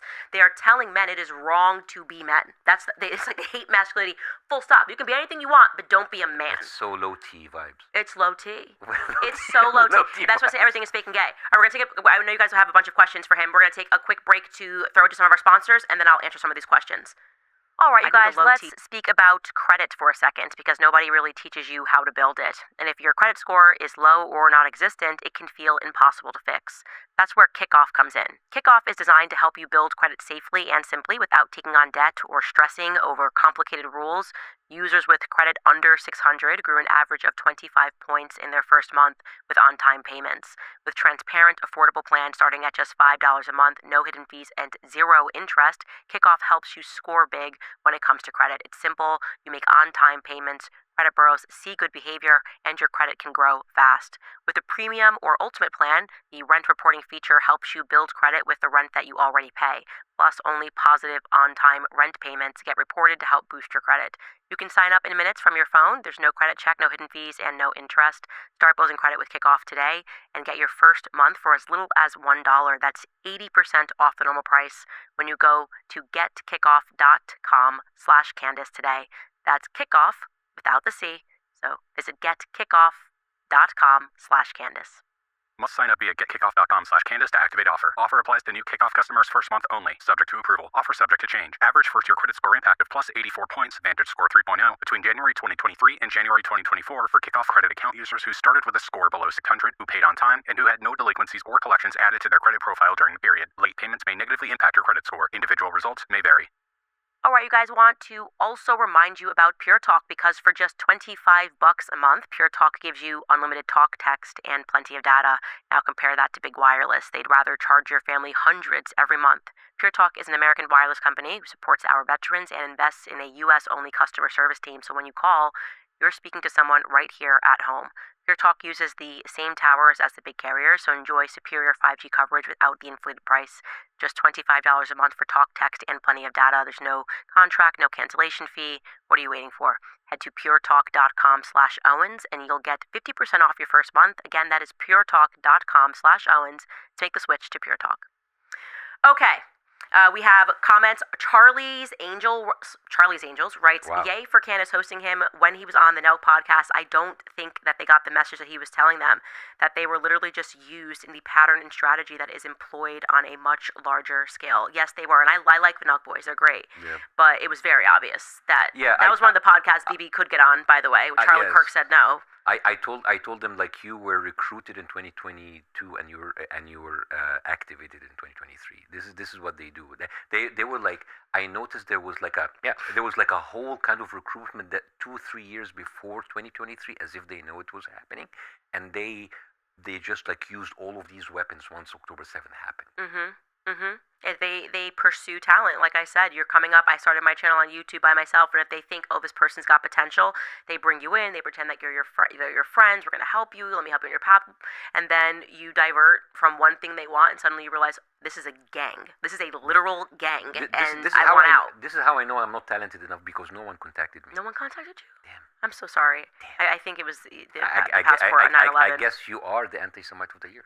This person writes something important too. Walter Mitty Hunter says, look at the suicide rate of the IDF soldiers who top themselves after fighting in Gaza, even though they are guilty of a new Holocaust. There is a very high suicide rate. That is correct, because they probably figured out that you're a human, and when you are murdering children, you kind of have to live the rest of your life knowing and hearing those screams and understanding what you were told to do. You were brainwashed, you did it, but then you have the consequence. Yes, and or you join Breaking the Silence, which is like the group of the IDF soldiers who they have a movement called Breaking the Silence. Ex-IDF soldiers who speaks about the atrocities that they did, and then now they come up and saying like what happened behind the scenes of their operations in Gaza and West Bank, and it's been going on for years. Wow. I would like to see that. It's actually called Breaking the Silence. You should look it up. Ama Musa writes, Ward Boston was a Navy judge advocate general who investigated USS Liberty. Before he died, he published a notarized statement in San Diego Union Tribune that the investigation was a cover-up and the attack was deliberate. I mean, it's the most obvious deliberate attack. Yeah. And it's interesting because the New York Times contacted me. They're doing some big piece on it because they are realizing that this issue is now it matters suddenly, and they were kind of trying to get to the bottom of it and found my video with Phil Turney because that got like 7 million views, and we're going, what made you want to do this, and why this now seems to be a litmus test for the right. And I'm like, good, I'm glad it's a litmus test for the right, because it's absurd. We didn't know that this happened, and because Gen Z and all of us millennials are waking up going, if the government was willfully mass murdering their own military men and then covering it up, we still live in that system. That means these people are still in power. Until you can admit that the liberty was deliberate, the psychopaths are still in power. It's interesting that you're getting that from the New York Times, who known has its editorial team are full of people from ex-IDF and ex-Mossad. And I think the angle is anti-Semitism, but we'll see. Yeah, and isn't like the New York Times who had proudly published a piece like where they were saying there's more tunnels underneath Gaza more than the length of the New York subway system, which I didn't know that Hamas were great builders. They should come and build their own infrastructure. This is the New York Times. This is the level of proficiency. They had like screams without voices or whatever. They had like a whole piece about the rape that rape hoax, which was completely fabricated. There were Israelis that were mentioned in the article said like that didn't happen. This is not what they told us. It's just Yeah, they did lie about the rape, which is crazy. Norm Finkelstein sat across and he explained everything thoroughly about how they lied about the rape and how he actually looked into it. Yes. And it's amazing because he's such an academic. That's why nobody wants to debate him. Yes. Because he's like, let me take the time and research this, and to hear him speak about that. But think about what kind of a person would make that up for propaganda, to say that babies were put in ovens and then to have us realize that that was all made up. It was all propaganda. And again, the reason why it's never a good idea is because the slippery slope inevitably is, okay, well, if you were lying about what happened on October 7th. what else are you lying about? Exactly. And Yes. that was me. But okay, they are lying. What about the responsibility of American journalists and American media? Well, they built the American They media. don't even. I mean, all of the information that we got about the Hannibal Directive, about Israeli soldiers killing their own people, about the stand down operation, we got this from Israeli media. Correct, yeah. All of this in Israeli media, but not a single word about that in New York Times, about CNN, nothing. Because they built those. Yeah. They But built that. you will have Jake Tapper talking every single day about the fake rape stories, but he will never say anything about what's being reported in the Israeli media It themselves. is true. It is absolutely true. Yeah. Katya writes, Candice, please tell Boston that I loved him in the TV show Lioness as Rohi. Yes, please He watch. is very handsome. I think she's hitting on you. Oh, please. I'm Crazy. yeah. Thank you so much. Yeah. I appreciate that. Yeah, there you Thank go. Thank you. Project Constitution writes, I agree with Phil Turney of the USS Liberty. I interviewed him on my channel too. His story is so powerful. When you look him in the eyes, there's something that just comes on spiritually. Like, this man, he has held on to that day for decades, and all he wants is for the men that died. I mean, this, I can't even think about it. It honestly makes me choke up. Just what he lived through. He was 20. Just horror that you couldn't even imagine. And then the moment where he tells about the IDF soldier, and just describing the moment where they saw the IDF people coming in, and they were like, oh, great, our friends are here. And then all of a sudden, They his opened fire. captain yells, prepare, we're about to be torpedoed. And that moment of consciousness when you realize that your friends are the ones that set you up, you can't even describe. You can't even think through that emotion where you're going, he's like, we had Star of David's, Star of David, Israeli flags inside of the ship, because we were going out there to go protect them. Yeah. He's like, we see these black helicopters, we're getting attacked, we don't know who it is, we think it's Egyptians, of course, because that's one of their preferred angles, blaming Egypt, hence the Egyptian planes on Charlie's assassination day. Yeah, we get blamed for everything, and they get all of the credit for building the pyramids. What the hell?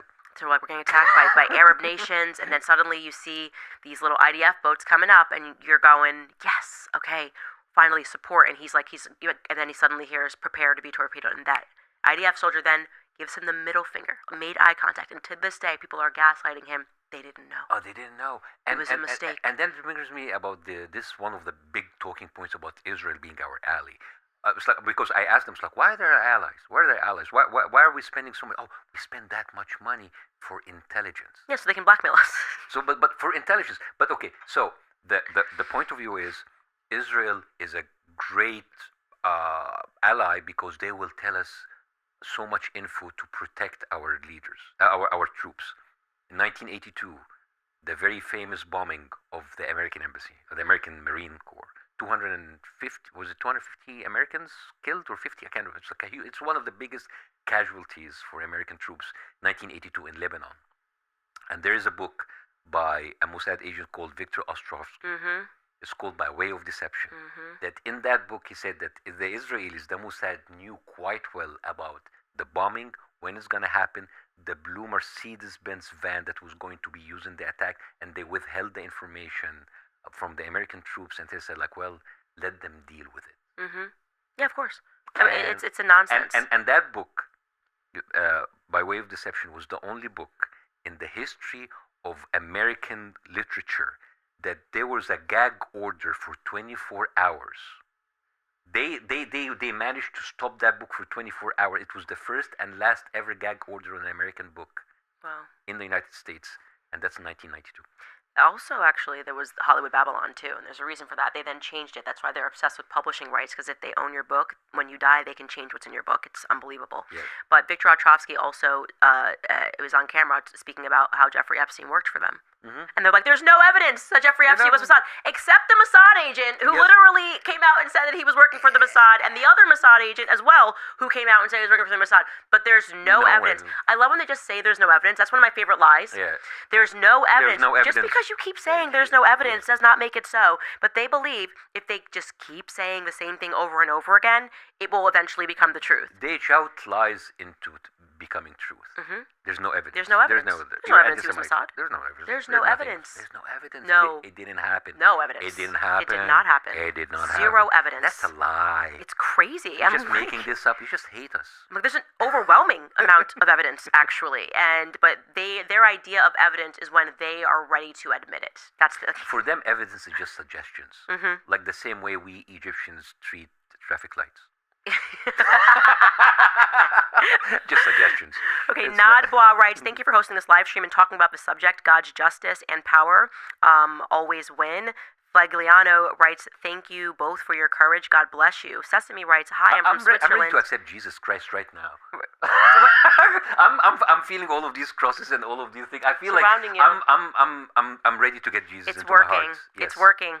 Yes. Not My Place writes, when are you having the very public, famous, and influential Palestinian DJ Khaled on so he has the platform and opportunity to speak on behalf of the people of the nation that he came from? I have a whole thing about the DJs. I don't think DJ Khaled is the right person to talk about the plight of LOL. Palestinians. Yeah, he didn't even talk. What kind of Palestinian is he, eh? Yeah, he's a kind of Palestinian who care about his Nike shoes more than his own people. You should look into more DJs. I covered this. A lot of them are... agents from the Matrix. Avarice writes, this is how you know that Bاسm is new here. College is not the freest place in the U.S. Come to the hood. Yeah, in the hood, that's what I keep saying. It's not going to go down like that. They're going to go in the hood and be like, okay, this is the last thing that we got to do. Is we just have to, take their phones home. They can't talk about Israel. That's what I'm watching. I'm live streaming that because I'm like, don't think it's going to go that way. I make the joke with Theo Vaughn because he comes over here for dinner. I'm like, at the end of the day, it's not even a joke. I'm like, America's going to be saved by black people. And Milo said, he's like, it is the ungovernability of black people that you can bank on. I'm like, we are going to save this nation because, as you can see, we have this, for some reason, there's just something within us that we're just like, no, actually. When they bring out the droids, and they're going to take out the robots, and they're going to be like, okay, we're going to control everything that you do and monitor you. Who was the number one group that was not getting that vaccine? You're welcome. Yeah. You are so welcome that you can always bank on the ungovernability of black people because at the end of the day, we're like wired toward freedom and we'll be like, okay, you're doing too much, government. Well, we're not getting that vaccine. They were like, we'll buy you Nikes, we'll buy you ice cream, we'll get you tickets to see DJ this or whatever. And Black America was like, not doing that. Well, Egyptians were practically Africans. Yeah, exactly. So we will be with you. That's what I'm saying. To take us with you. Yeah, it's you can bank on that, and that's I think what ultimately drove the Daily Wire crazy. It was like when they were like, "Oh, just do this thing," and I was like, "That's immoral. I'm not doing that. I'm absolutely not going to be governed. Well, we have a contract. I'm not going to be governed to say that it's acceptable to mass murder children. Like I don't care about money. I don't care about contracts. It's right versus wrong at a certain point." Before the show, you told me about your last episode in the Daily Wire. Yes, it was I think it was my very last. It was my very last. Or the second to last. Rabbi Barclay. It was really, in retrospect, very funny. That's what broke them. But this is what they told you, like you need to go. But you didn't bring someone from pro-Palestinian. You brought like an Israeli or like a pro-Israeli Jewish rabbi who was just like telling you all of these. You just let him speak. You didn't interject. So polite. And that was enough for them to kick you out. Rabbi Barclay is still one of my favorite interviews. I think it exists somewhere on Rumble. He was just so brilliantly a Jew supremacist. Like, he didn't even realize it. Like, they don't even know what they're saying. They're so confident in what they're saying. And they're like, let me explain to you why it's actually perfectly fine for Jews to murder people. And why it's always wrong if somebody else says anything and insults a Jewish person. Why the words of Kanye West hurt much more than the bombs of Bibi Netanyahu. And I was just sitting there following him being like, okay, can I get a definition of anti-Semitism? And he was like, whatever we want. Oh my God! He literally said, it's a hate that mutates. There can be no definition. It's like whatever we say tomorrow. And I was like, am I tracking this correctly?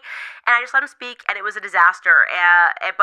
Vote in the comments if you want to see Candice do an episode about like the behind the scenes of that episode because I would love to see that. It was fantastic. Yes. I still always say he is always welcome back. I genuinely enjoyed it. I was on a roller coaster of like just trying to follow. Do you think you can get him on and then I realized, I figured it out. This is supremacy. Wait. You could probably get him. Do you think he will come if you invited him on this show?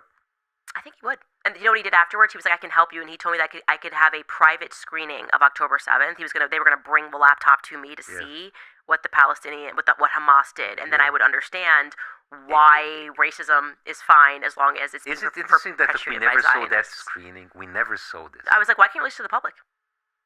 2.5 years You guys now, love that. And so like there's stuff that we cannot show. We could not show you why. You show everything. You show everything.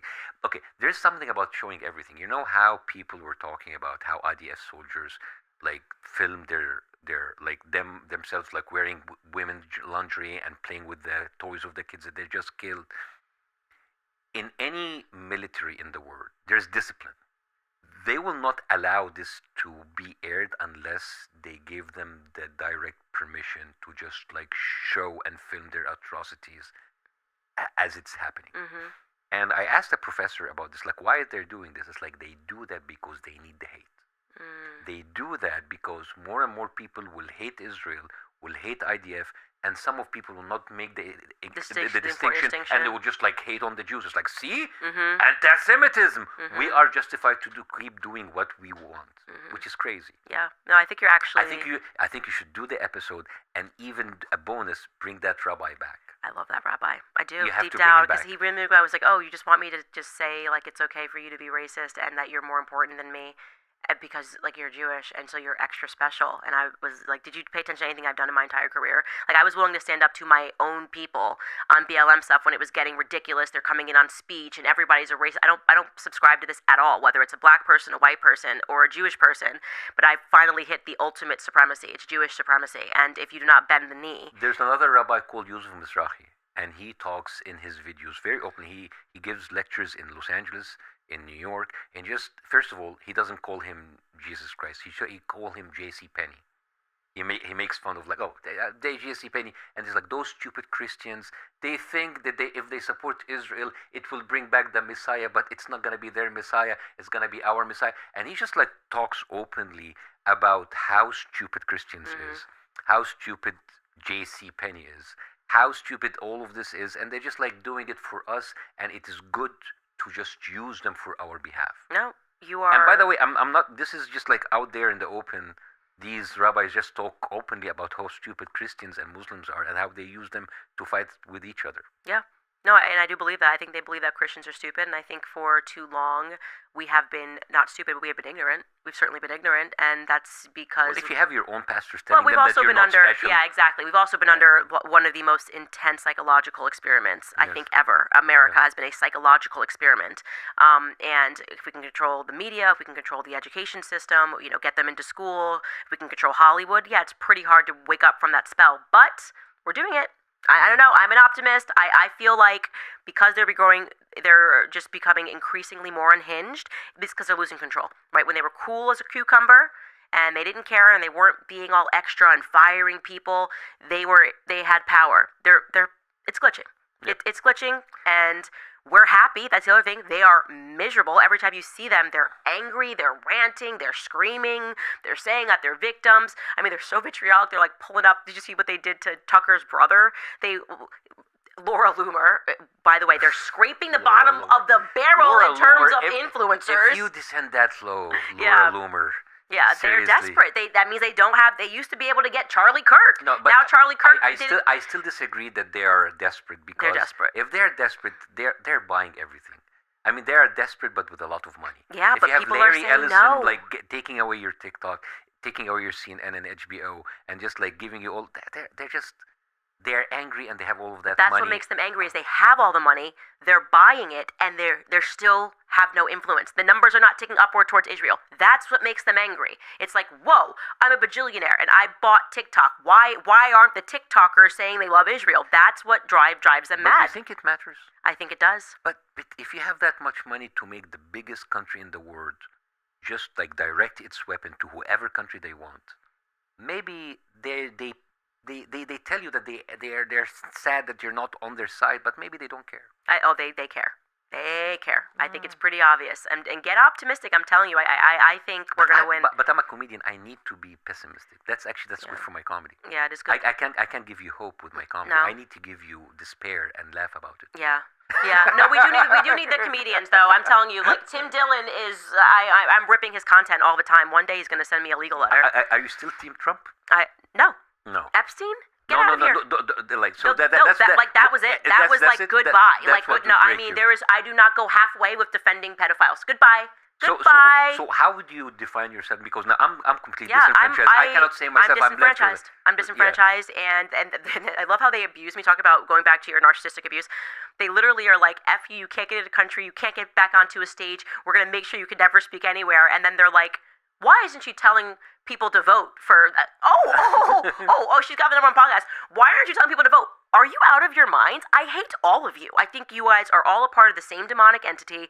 Your God is Satan. You guys are Baal worshippers. You will continue to kill and sacrifice children until you feel that demon rewards you, and I stand against Candice, you. You're intense. Yeah, this is how I feel about these people. Intense. They are satanic, right and left at the top. I cannot repeat that and that's what I want them to know is I know because of how committed these people are to Satan, because they literally hired Satanists to run psychological operations in the military, as we covered.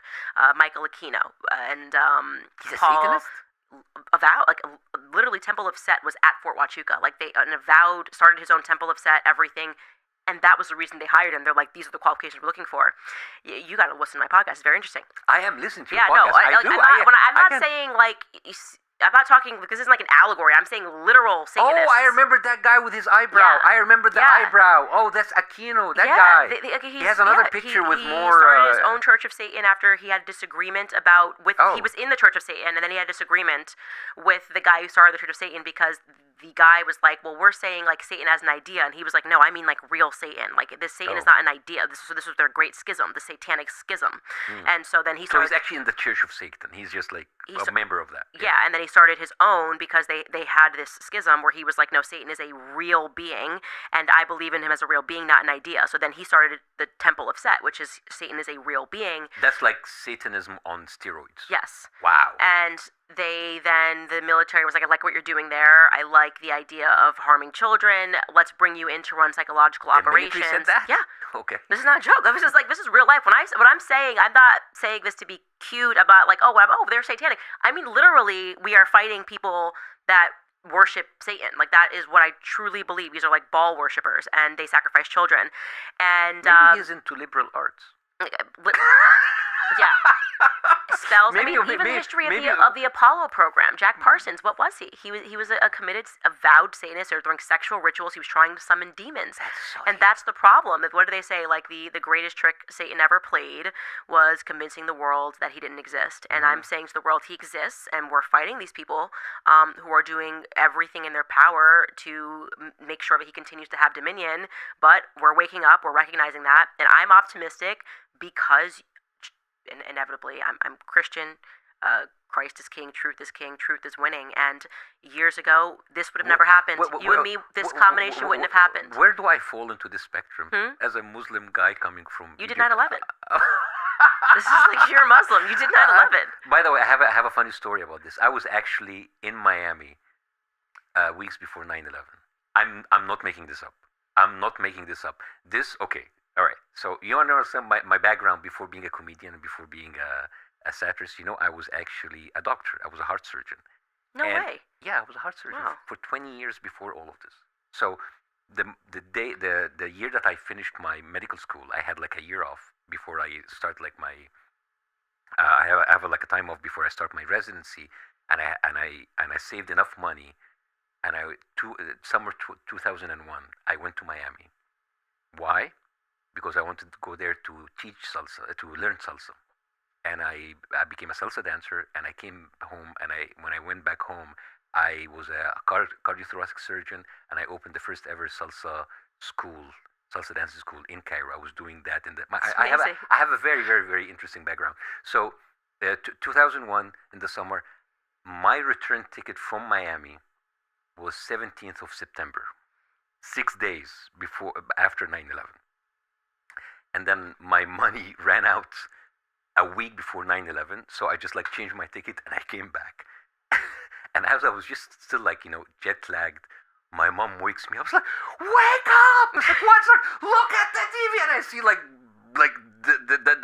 the first tower like going down. It's like, oh my God! I was supposed to be there. Oh my! I was supposed to be there in Miami, where they actually had the training.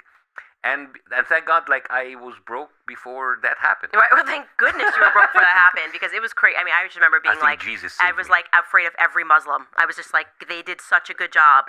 Everyone was in front of the TV screens. They were just like, it's the Muslims. It was a whole simulation which lasted. I mean, I was literally instilled in me to just be suspicious of Muslims. Yeah. Like, they were training us up as these little soldiers, but really all they wanted to do was just like bomb things in the Middle East for Israel, obviously. We were just following weapons of mass destruction, say okay to war, in every country that Netanyahu mentions. If we believed them at that time, why do we believe them now? We don't. That's why they're spazzing out. There's a lot of people who do. We don't. That's the whole point. And that's why he's on camera and he's acting like he's in control. We got it by TikTok. That's not BB in control. BB in control doesn't say anything. BB in control is not doing podcasts in America after Charlie Kirk dies. That's not objectively a smart decision if you're involved with murdering someone. They just seem to be spiraling a little bit. And I do believe we're going to find out who killed Charlie Kirk. I do believe Israel was involved. And I will find out who killed Charlie Kirk. And but Piers Morgan didn't like that when I said it. It's like, oh, you're just like spreading conspiracy theories. Like, come on. I'm so tired of the conspiracy. Like, just stop. Yeah. Conspiracy theory is now anything that doesn't get repeated. That hasn't been reported by Barry Weiss at CBS. Barry Weiss. She's such a great journalist. She can't even sit up straight. She's my favorite because I like that now they're just so naked about it. You know what I mean? They're just like in your face, blah, blah, blah. This is not a meritocracy. They're like in your face incompetence. Yeah.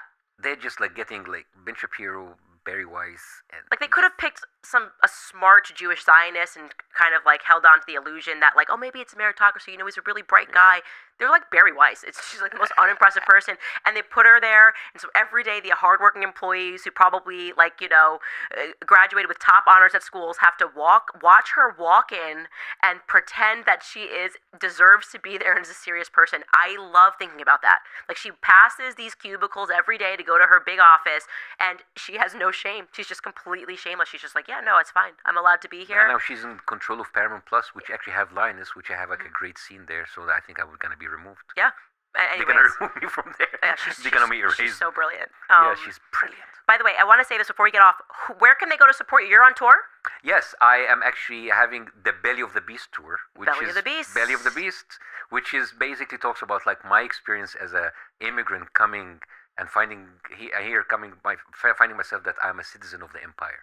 It's a very new, exciting feeling, like being part of this, which actually your story too. You were in the Belly of the Beast in the Daily Wire. I was. And you came out. I was out and I came in. So we have like we kind of like a tag. Yeah, we just yeah, swapped. I'm actually like my first. I would kick off the tour after Ramadan. My birthday 21st of March, so 20th I'm gonna be in Portland, 21st in Seattle, and I'm gonna be in Philadelphia, DC, Houston, Atlanta. Wait, the 20th are gonna be where? 20th I'm gonna be in Portland, 21st I'm gonna be in Seattle. Okay. So that's my first two. But where can they buy tickets? www.basimyusuf.xyz, not .com. XYZ because X.